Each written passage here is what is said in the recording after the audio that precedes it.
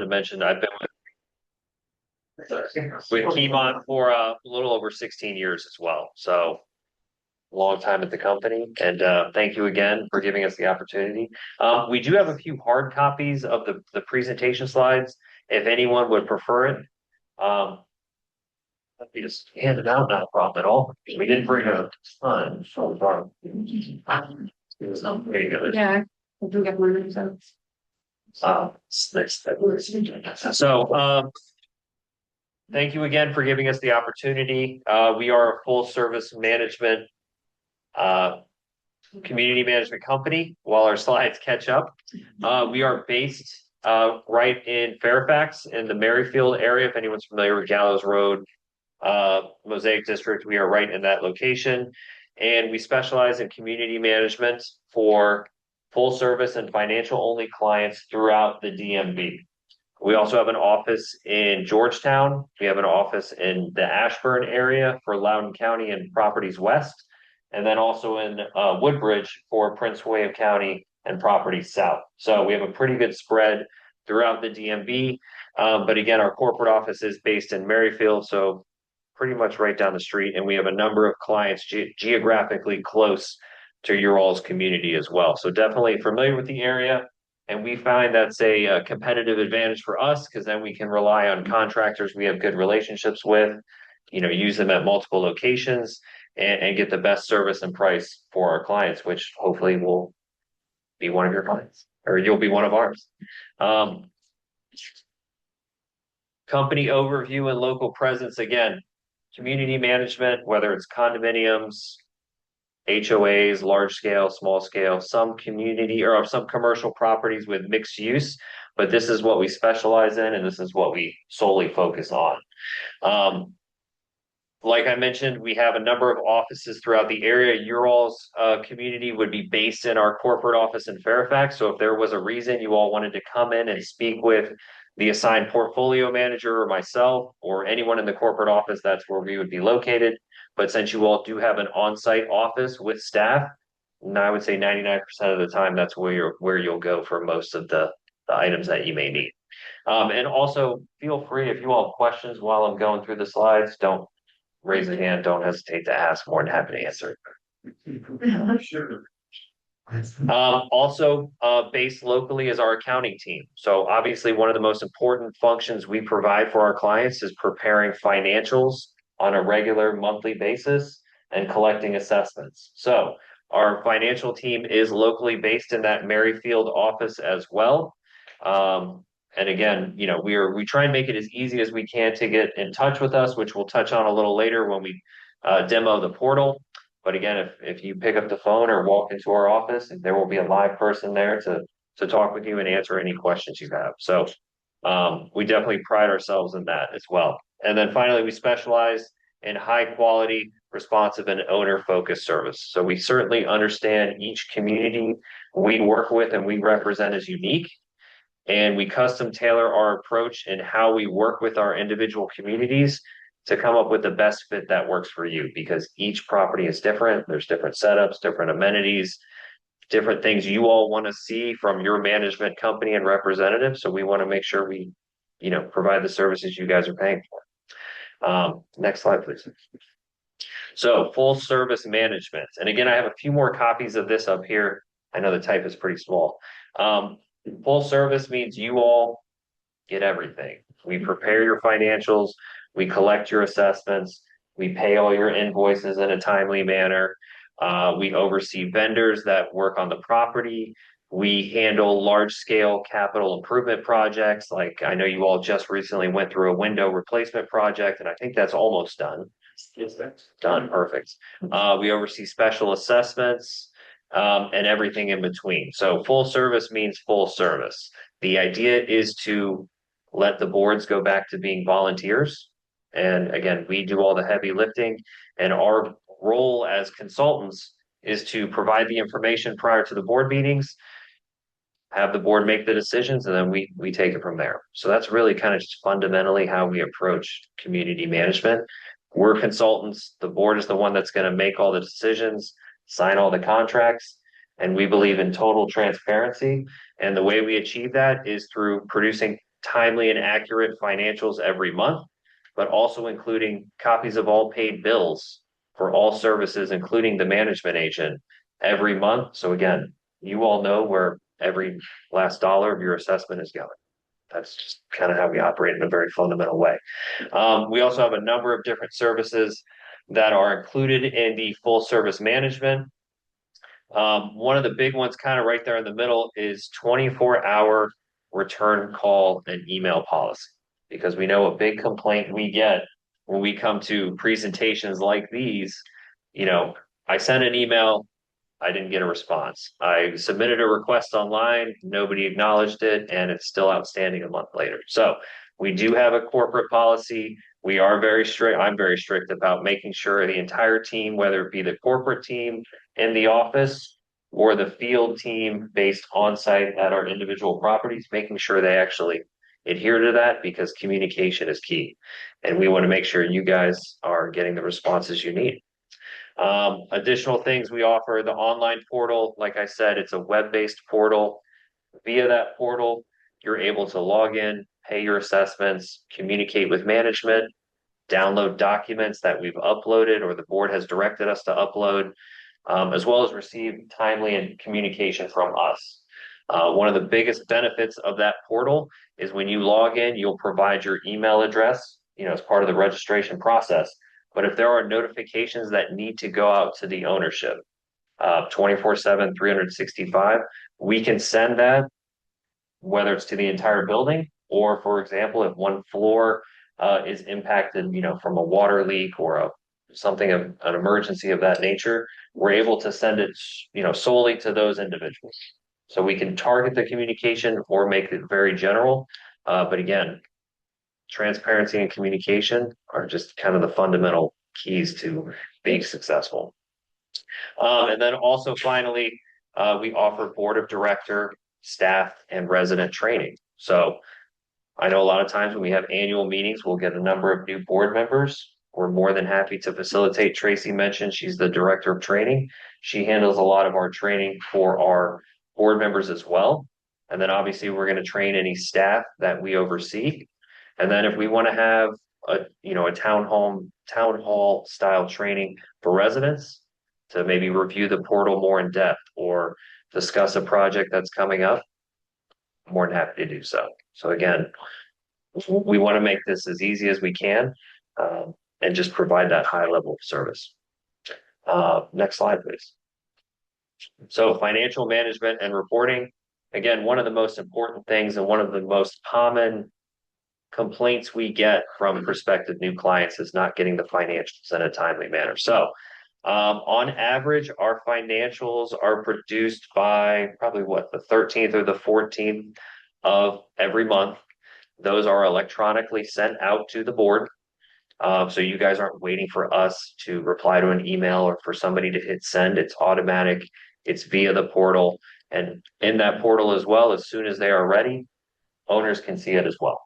So all that we really rely on the portal being the access point for board members or owners to get that information. But like I mentioned, full service accounting department in-house. Strong room payables lockbox, that's just the system we use to pay invoices. A number of our competitors use the same system, so not much of a change there likely. We work with the auditor for year-end auditing and taxes to make sure everything is above board and transparent, and you all are having regular audits completed. Can't get around paying taxes, so we make sure those are done as well, federal and state. And then timely collection of assessments and following the association's collection resolution or collection policy.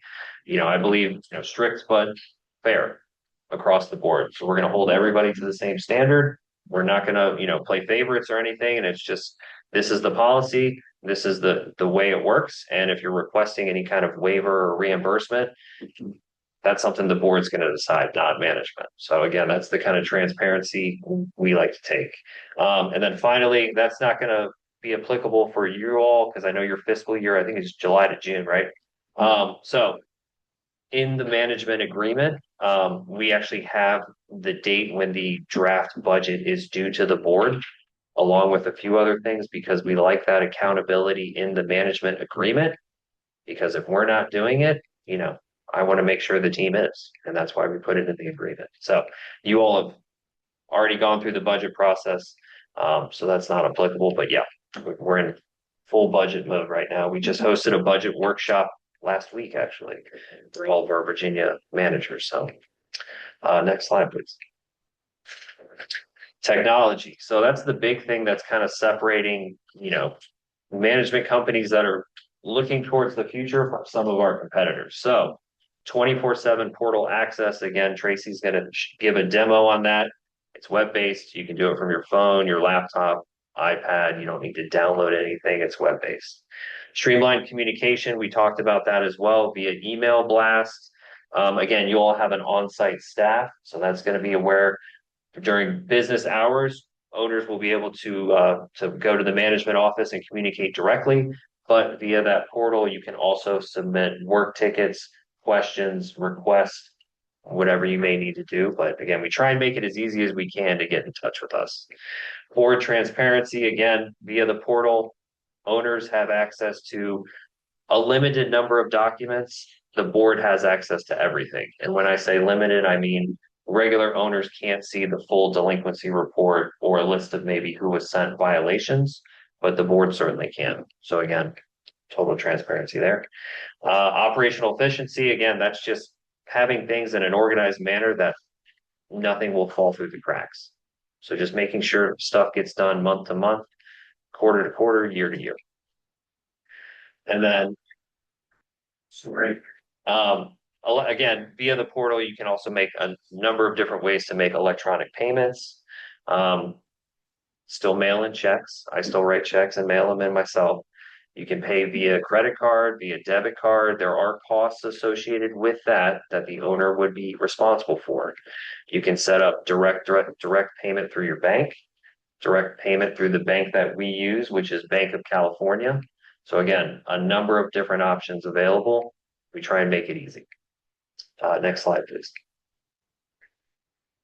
Transition approach. So, ensuring a smooth transition from the outgoing management company to Keymont is obviously very important for a number of different reasons. One of the first things we do is send out welcome communication to all the owners prior to that start date. So I know we were discussing previously a November 1 date.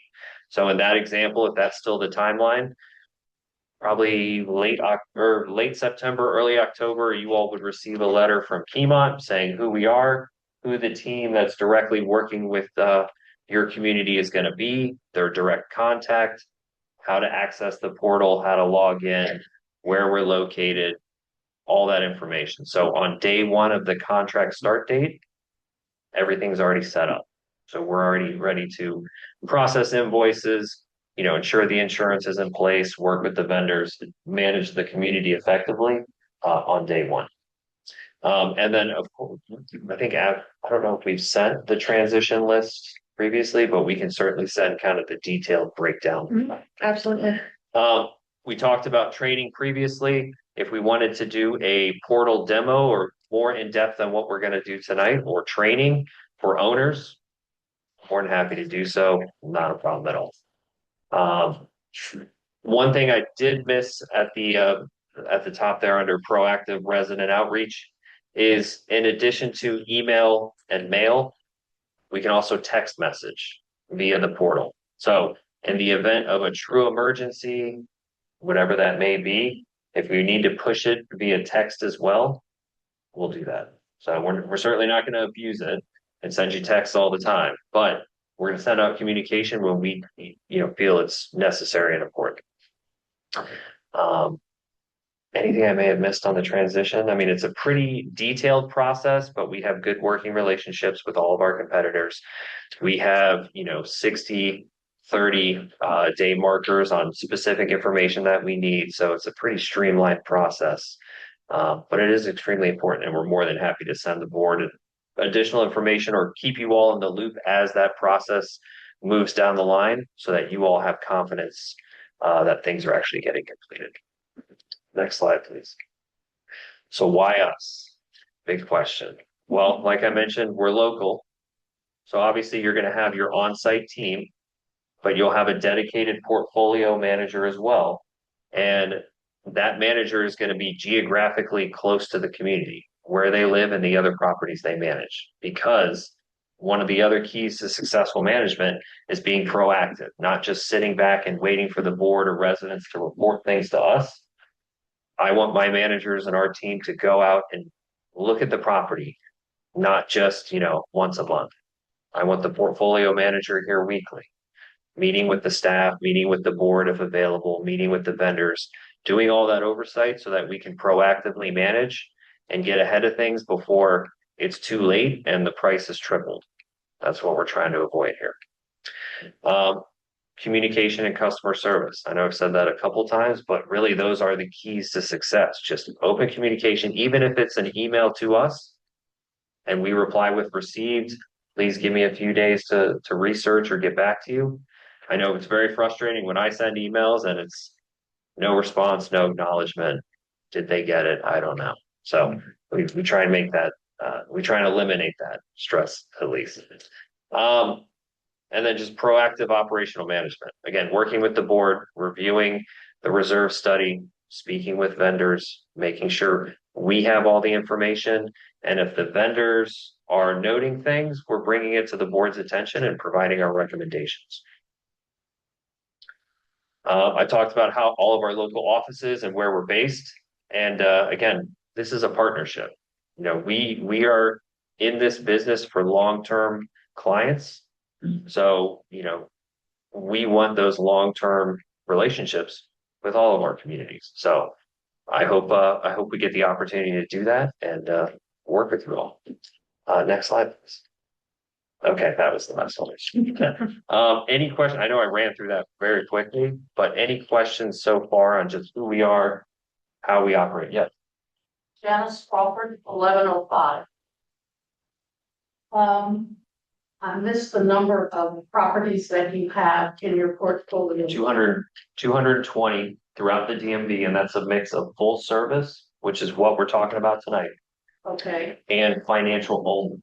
So financial only is typically some of our smaller communities that can't afford full service or really don't need it, and we just prepare the financials, pay invoices, and collect assessments. do you have any properties that are as old as this? Remind me what year? 675. Yes. Yeah. Yes. Yeah. We have a number of I have one condo. 59 is when it was built. And we actually were just covering that in our staff meeting on Monday, because we were talking about, in the reserve study, it'll say, the roads are going to last, for example, 50 years. Well, for that community, we're past that 50-year mark. So we're at the point where even the capital components where it wasn't something they thought about, we're at the point now where we're having to replace a number of things like that. So yes, definitely for me. Just one more Yeah. question. Not a problem. What would be your recommendation for a team that would be here on site? Numbers of people. Well, the current setup, I believe, is I know what the current. okay. I'm interested in what you think, based on what you know about our building. How many people do you think we need on site to operate here? Well, I think at a minimum, you need a full-time on-site community manager, as well as at least sorry, the water's really reflecting there. At least a part-time maintenance technician, maintenance engineer, based on everything I've seen so far. One of the things I mentioned is having a partnership and working with the board. So that's one of the first things we ask is like, what's working and what's not? And kind of just sit back and listen before coming in and just kind of forcing changes just because that's the way we want to operate. So that's my honest answer based on the information I have.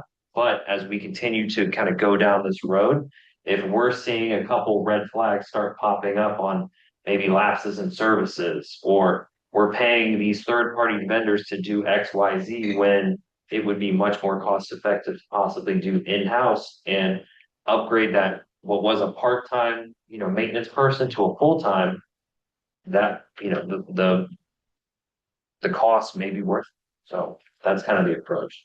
Thank you. Well, yes. Hi, thank you for coming. I'm Barbara Rose, and I own 2 units here in Leavenworth. This is a multi-part question. Which communities close by do you manage? You know, might be familiar with, say, in Arlington, Alexandria. Is Key and Nash one of them? And maybe most importantly, which communities have you recently lost, like in the last year or two, and why? Okay, what communities do we, those are a lot of good questions. Really put me on the spot. What communities do we manage nearby? So we have Continental, Auburn Village, Eclipse at Center Park is right down the street. And we will send a list to the board because I really can't name them all off the top of my head. Geographically that close. The second question was, I just wondered if Key and Nash might happen to be one of them.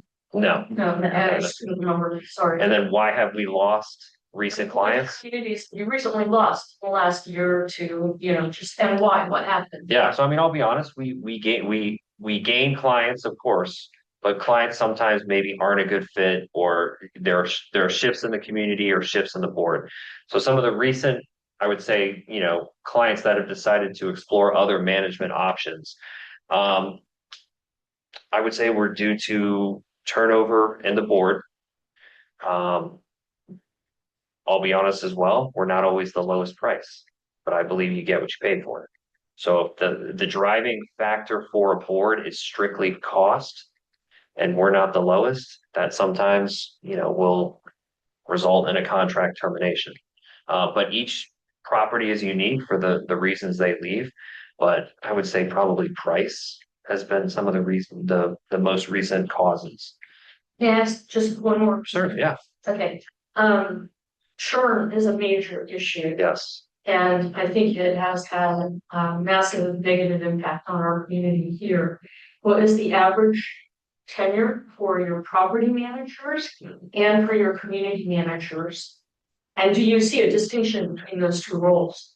There's definitely a distinction. I started in administration and then did on site, did portfolio. So I would say on average for our portfolio managers, we actually have very good retention. I think we're averaging at least 85%, 80 to 85.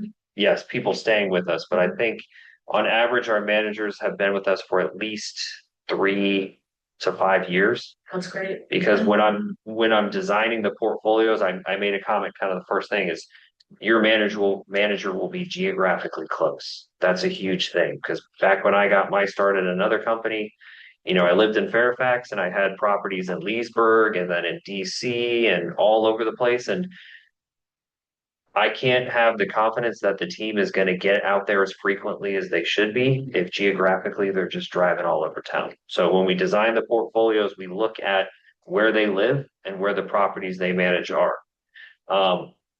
There's definitely a distinction between portfolio and community.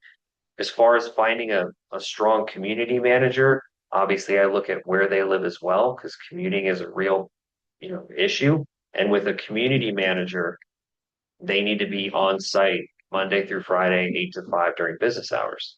That's part of the job, part of the biggest responsibilities. So by looking at all those factors, we try and minimize burnout as much as we can. And I'm a firm believer in work-life balance. So if the community manager needs to take a week off, that's when the portfolio manager can step in. The administrative assistant supporting that portfolio manager can step in, so we can minimize that turnover and burnout as best we can. Hopefully that answers your question. And so average tenure of your, I actually, For the community? community managers, we have called our property managers. Yeah, everybody. Yeah, so So the average tenure for your community manager? We have some community managers who've been with us 15+ years. yeah, In the same yeah. property. some, yes. Some, yeah, they have stayed a long time. Yeah. And honestly, our team spans that whole range. We've got those senior managers who are rock stars and they just take care of their property. And we have some other managers who are new to this industry. This is a new career for them. And so we want to give them that mentorship and support as they learn. Yeah. But I would say, the completely honest, during COVID with the pandemic, that caused a lot of turnover, I think, across the industry in general. Yeah. So we have a lot of employees who have been with us 2019 and beyond, long time. And a lot of employees who joined maybe it's like 2022 and 23. And a handful that are newer. Yeah. But a lot of our team has been with us a very long time.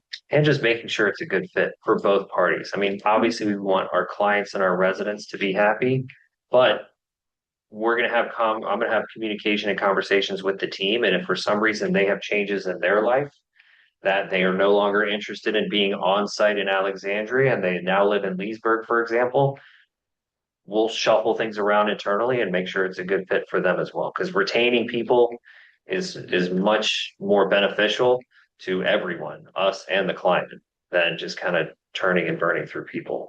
I just want to follow up on some of the things that Barbara asked about that very much related. Certainly. Can you tell us, what is the median number of years that your properties have been reviewed? I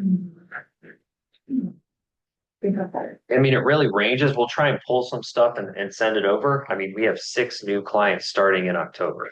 So we're constantly onboarding new clients, but we've had some clients that have been with us since Since the beginning, started. the company started in 2005. Yeah, I mean, the associations I managed back in 2010 is still a client. yeah. So we So have a lot who've been with us from the beginning. yeah, so a couple years, I will say, more than one contract renewal. I'll say that for sure. Okay. The other thing is, how do you, vet the staff that's going to be assigned to our building? Good question. The building manager and the engineer. What's the process that you go through? So we work with our internal recruiting and HR department to kind of, I would say, go through the standard process at the beginning. Review applications and resumes, phone screenings. They'll have a interview with me first, and then if they make the cut, they'll usually have a second interview with the assigned portfolio manager or whoever would be working closely with that individual. And then finally, for on-site staff, the last step in that process is a on-site interview with members of the board, if that is something the board is interested in, because I need to make sure that all the personalities and everything gels and it's a good fit for everybody. And they know where the building is and they know what they're getting into. Just one or two more things Yeah, related to that. certainly. We have staff on right now in the Yep. building that we like. Are you amenable to having those people transition to working these We're this contract? we're open to it, but the way the current management agreement is structured, there may be some things we have to do, or the board has to do, or we have to work together to find a solution, but yes. Again, if the board is happy with certain things, whether it be existing staff or vendors that you work with currently, with regards to vendors, I always say, as long as they're licensed and insured, we're more than happy to work with them. So again, we're not gonna come in and just kind of make changes just to make changes. And last thing is unrelated to, we've been talking about, but you mentioned there's a lot of technology involved through a system, which I like a lot, but we have a lot of older people in our building who don't use technology at all. Some of them don't have computers, some of them don't have phones. I'm jealous. Where they have to use their landlines. But so I'm just wondering, will your system accommodate, how does that work for those people that have special needs of that? So we're still more than happy to send out print, flyers, mailers, notification like that. And we have a few communities where we have certain residents where I believe the community manager will just kind of print a flyer and slide it under their door.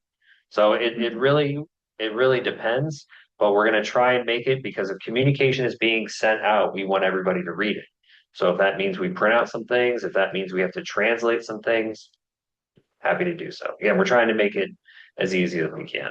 Thank you. Well, That fast question, what are certifications that are required for your community managers and for your portfolio managers? certainly. So there are three common certifications in this industry. The first is a CMCA, which is a certified manager of the community association. That's the first one you get, and that tells me, okay, you're serious about making this a career.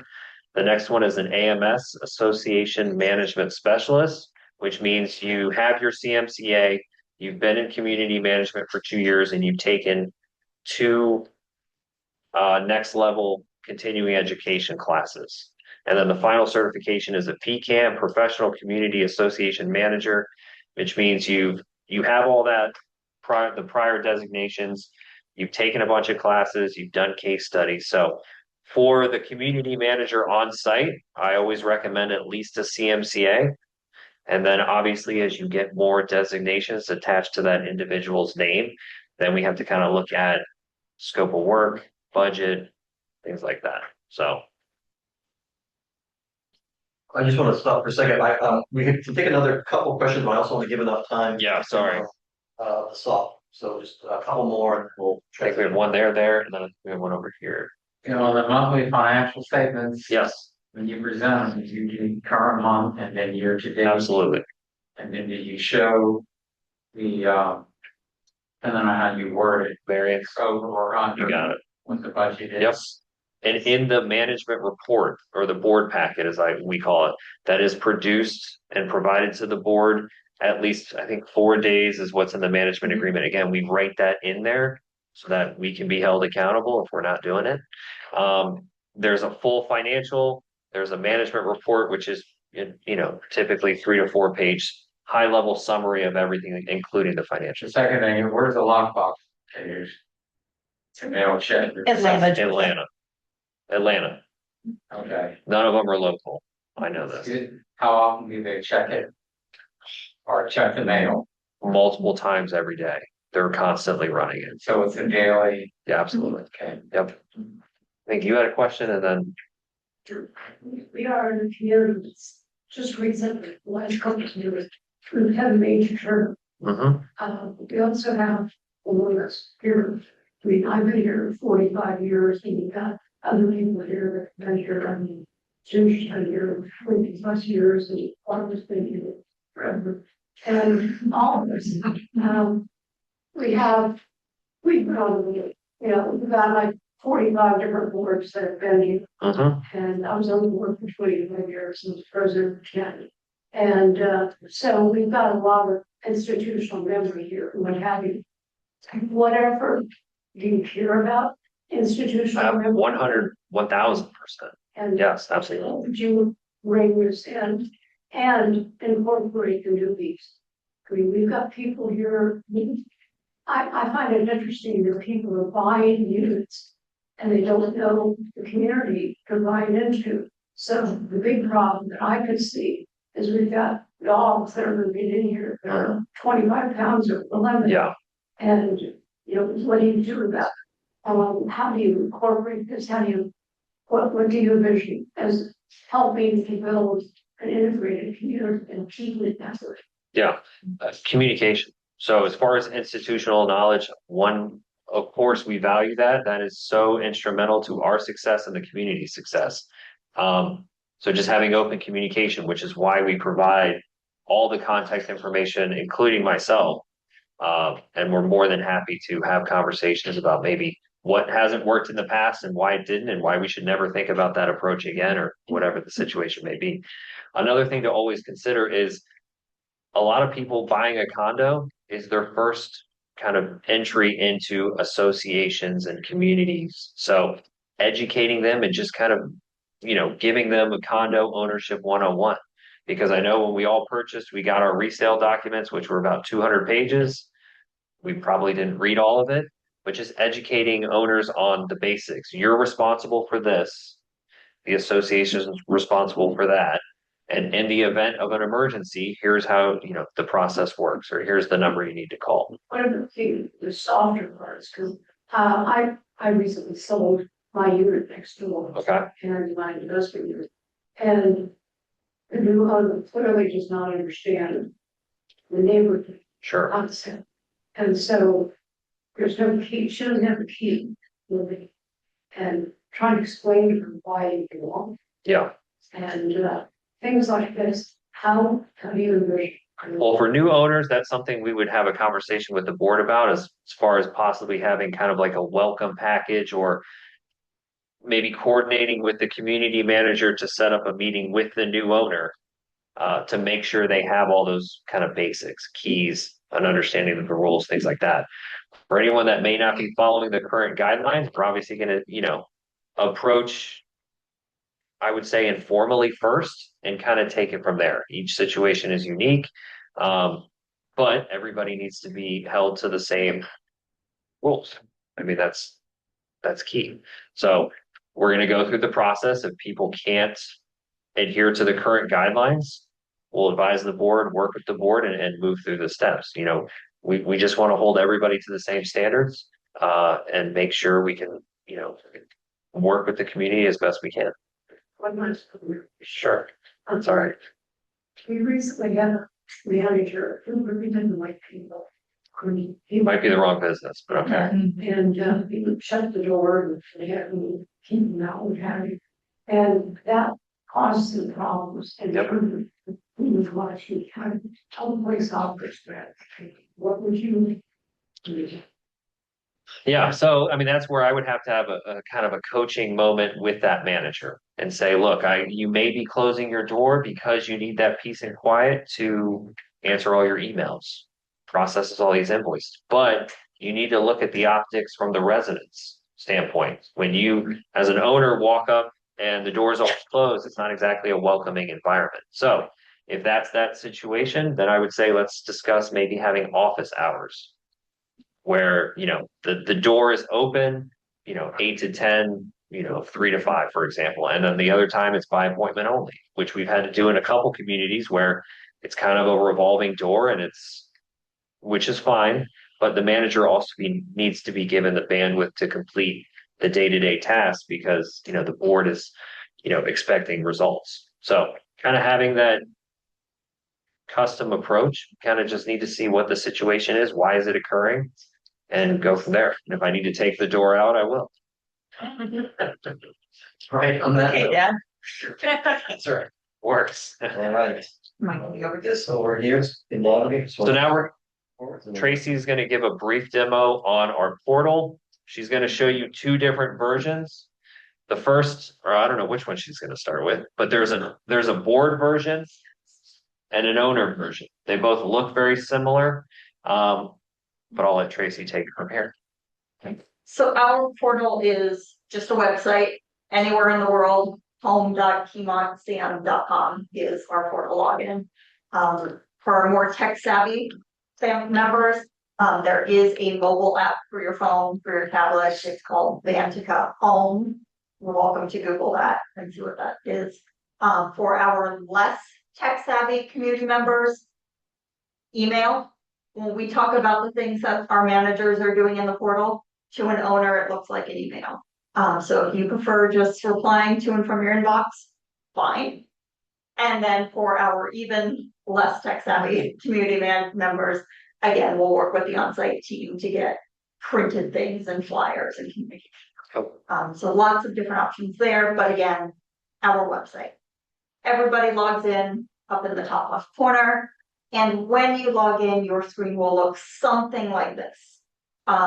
For simplicity's sake, I am showing you the board view, but owners, your screen is going to look very, very similar. We know that for an owner, one of your most important things is your payments and making sure that your assessments are being taken care of. So when you are wondering about that at 10 o'clock at night and you can't fall asleep because, oh my gosh, did my assessment payment go through? You are welcome to log in here. Account balance is displayed. And I am using a fake association right now, but if you were wondering what your assessment was going to be in September, that would be displayed here as well. Lots of different options for you to make payments.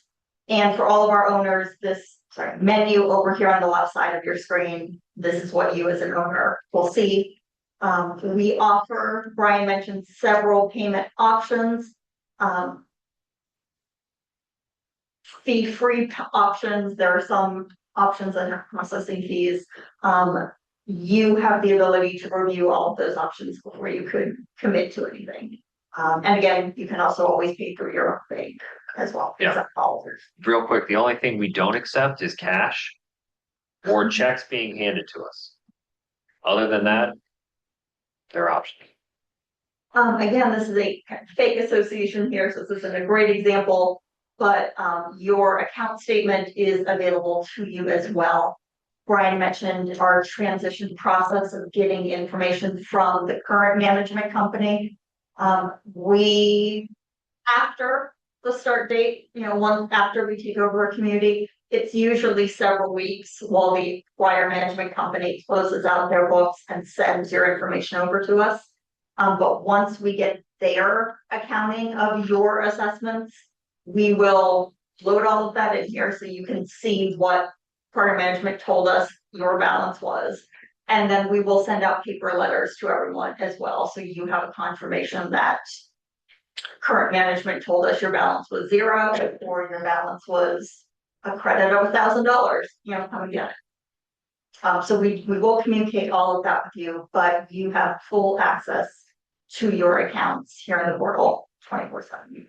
So if that happens after you take over, or Correct. that happens before they leave and you assume everything? After. So let's just use January 1st as the example. Sure. We start, your December assessment got to them sometime in December. They're closing their December books in early January.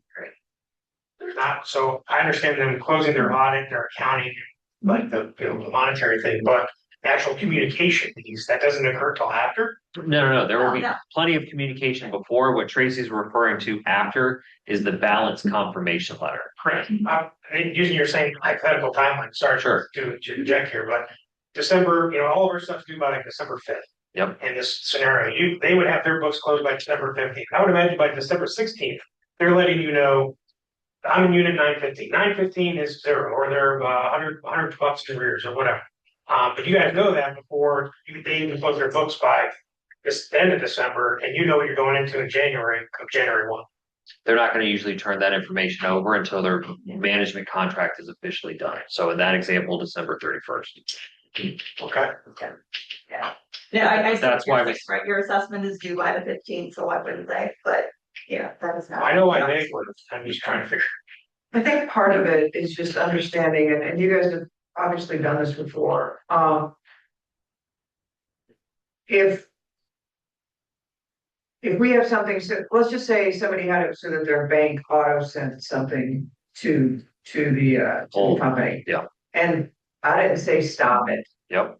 And money went to the old company and you're like, but you owe money to us. So I think part of it is just how do you guys handle that stop one, whether it's we're pushing to you or you're pulling from us, and starting up the new, I gotta believe that first month or so is a little chaotic. It is a little chaotic, and the outgoing management company will turn off anything that's set up through them. But if I have it set up through Navy Federal and I don't turn it off, that's where the outgoing management company will then work with us to either refund that payment to the owner, forward it to us, or whatever the situation may be. But that's also why we send out the balance confirmation letters, because we want owners to have, here's what outgoing management said as far as everything you owed or you paid or what you may not have paid. So we just want that transparency. What some of our clients do, and I'm not trying to put anybody on the spot, but during those first, month or two, they may say during this transition, we're going to waive late fees, or we're not going to go through the collection process because there is a transition and everybody's setup is a little different. And we have some people that, may mail a check after the date to the old management company. So we kind of work with them to retrieve it or void it or whatever the situation may call for. And that's normally a cordial process. Yeah. I mean, we talked about, losing and gaining clients. We have good working relationship with all of our competitors because, that's part of the business. We need to play nice with everybody. So I think you'll come to the portal most often for your payments, for your account statements. That being said, several other things you can do in here. Brian mentioned work orders. If you have a light bulb outside your door in the hallway that is out. You can certainly come in here, there's a little request button, and then just tell us what that thing is. The portal knows who you are when you log in, so it's going to attach this to your account. Just like an email, if you have photo, you wanted to attach anything you want to say, this gets submitted right through here. And then this is directed to the assigned point of contact for your association. So we're a new management company. You haven't met the portfolio manager yet. You haven't met the assistant manager yet. That's fine. Send it through here. It is going to get to the right person. Yep. If you just have a question about your account, if you just have a general question about how the community is run, if you see you have extra money on your account and you want to request a refund, all of those things can be done.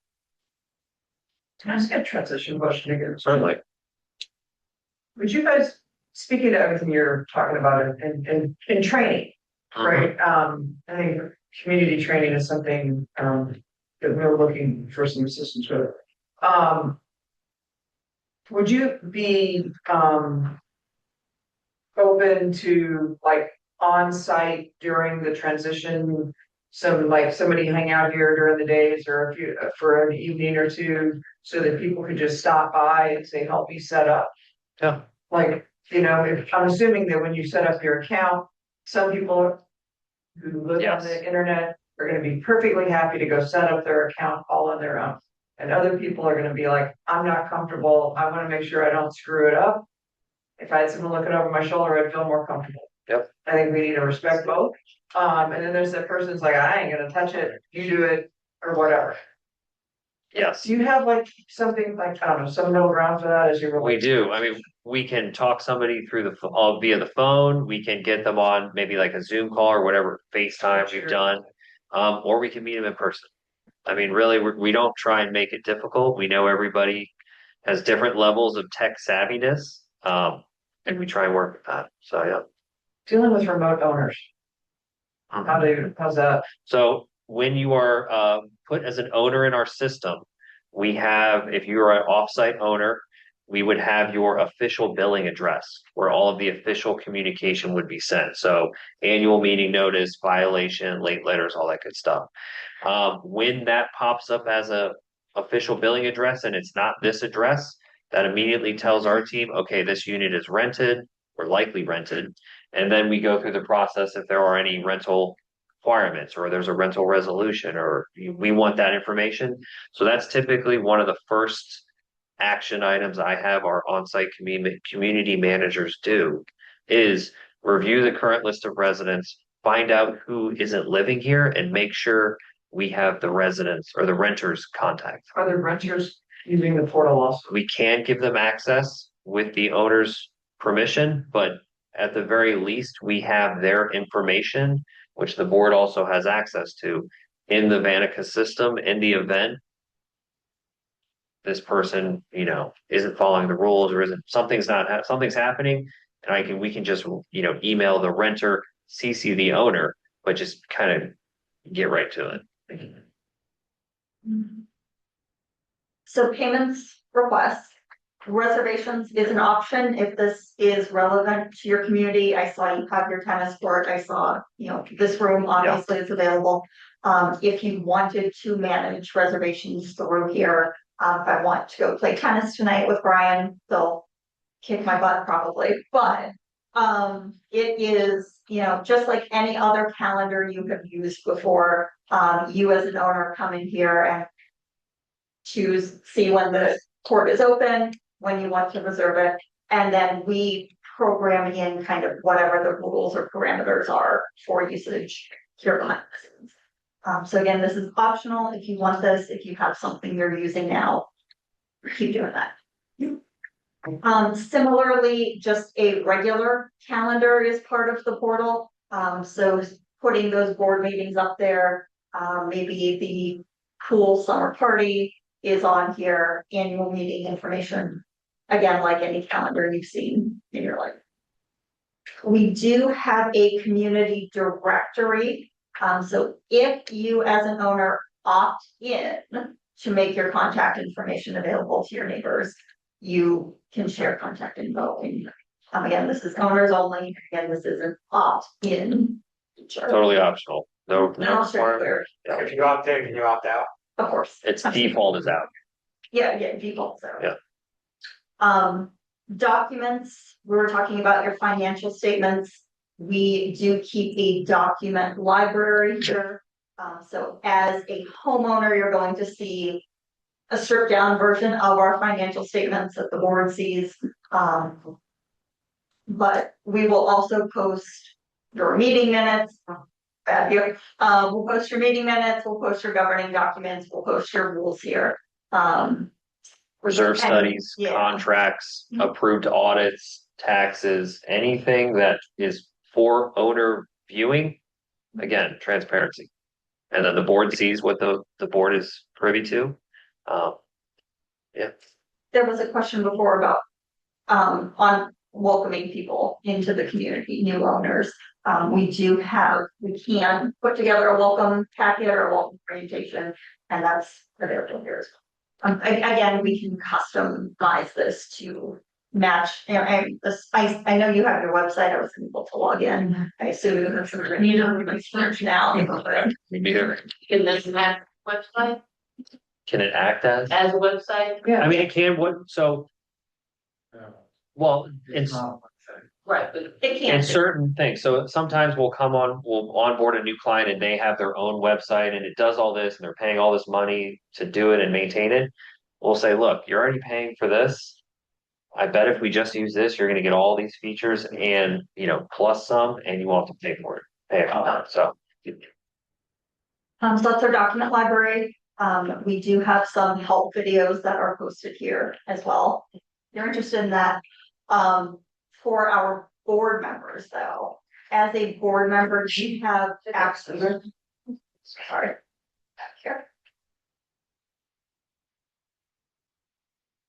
yeah, so when a board member logs in, their dashboard will have more, like if they need to vote on an architectural application or approve a waiver request or whatever the case may be, that'll be highlighted for them. And then owners will just log in and see only things pertaining to their unit. So this is a way of us being transparent, but also having the board, informed of what is going on with the owner's request as well. So that owner before who put a work order request in about the light bulb outside their door in the hallway, the board can see that that has been sitting here and they can see that either we took care of it right away or we didn't. And that's when they go to Brian and say, hey, it's going to start in this hall. This is not something the board needs to be monitoring every day. Again, we want the board, to be volunteers. This is a part-time thing for them. But we do Should put be. this information in front of the board.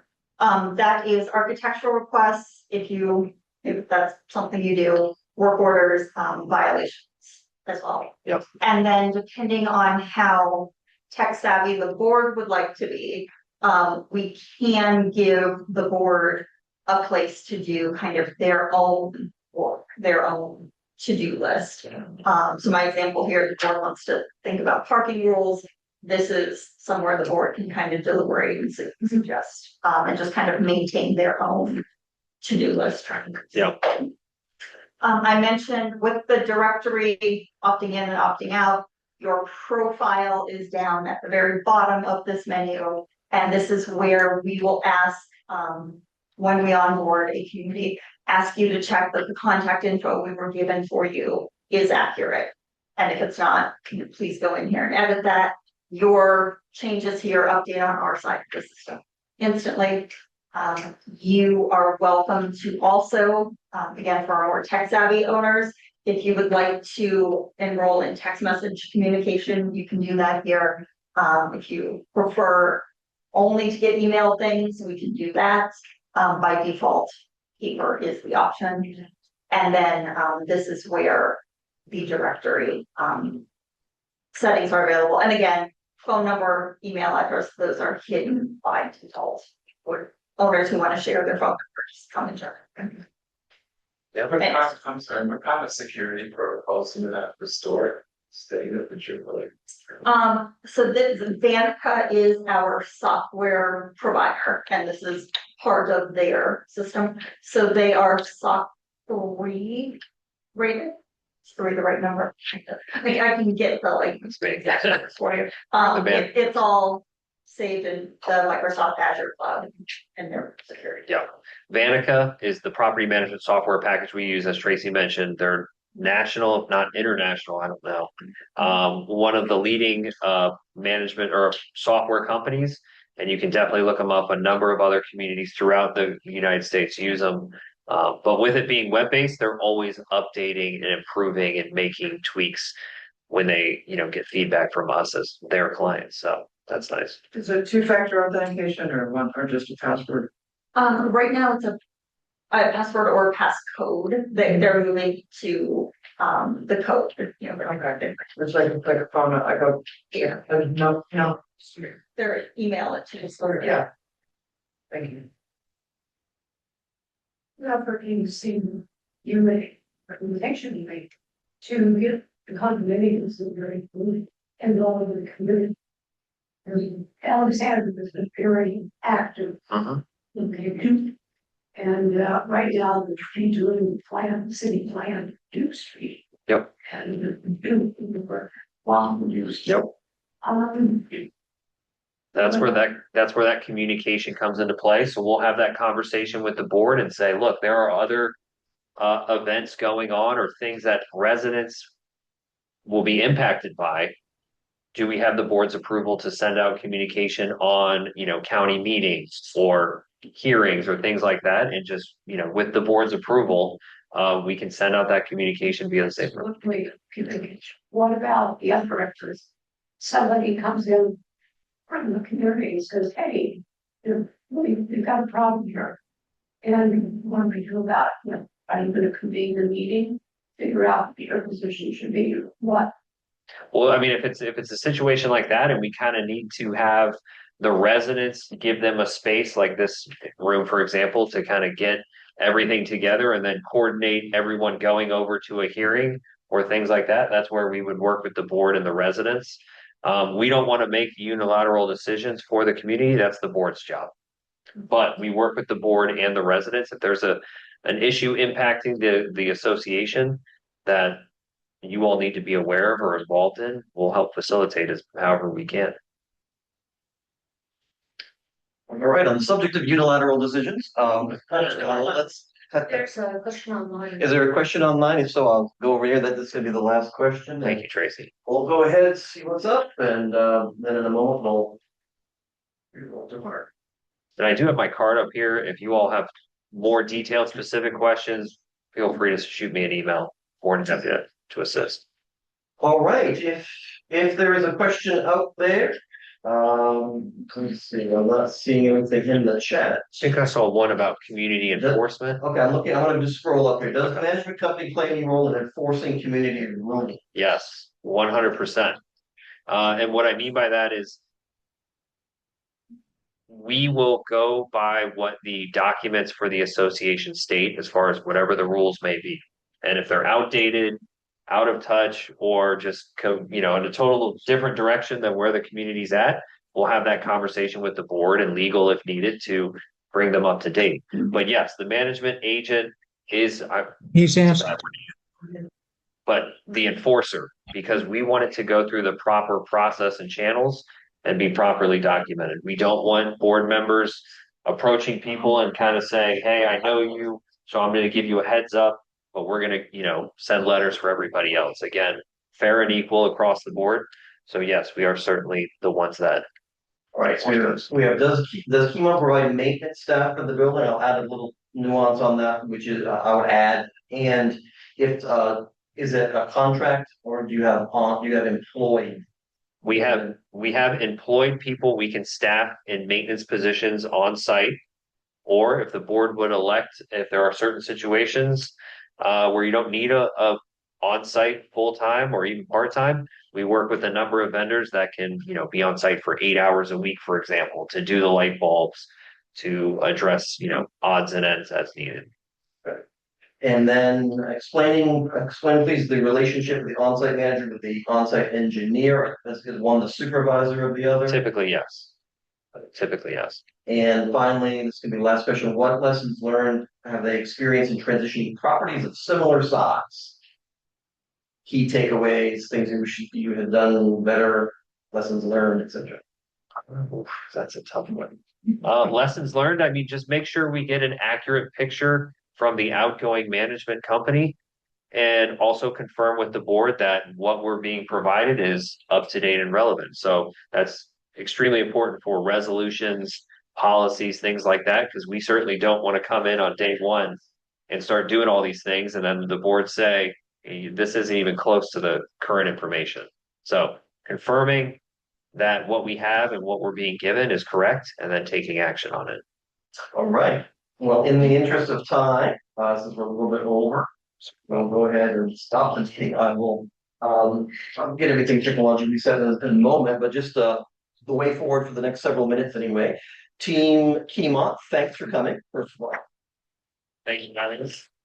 You are free for a few minutes to stretch your legs, because the board would like to just meet briefly for a follow-up Of questions.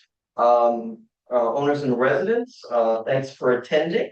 I will be sending out the link for the survey for tonight's meeting, shortly after I get upstairs, I have, after yeah. the meeting is done. Appreciate it if you could take a few minutes, doesn't take very long, less than 5 minute survey, very basic. I appreciate your being here, and last thing is I gather those little bags have edible wipes, or is it? I don't think they're edible. I don't know, are they ceramics, are they things to eat? I don't know what they. There are snacks, there are some I think it's monkeys. Cookies, okay, Good. goodies, okay, I think I saw cookies next to it though. okay.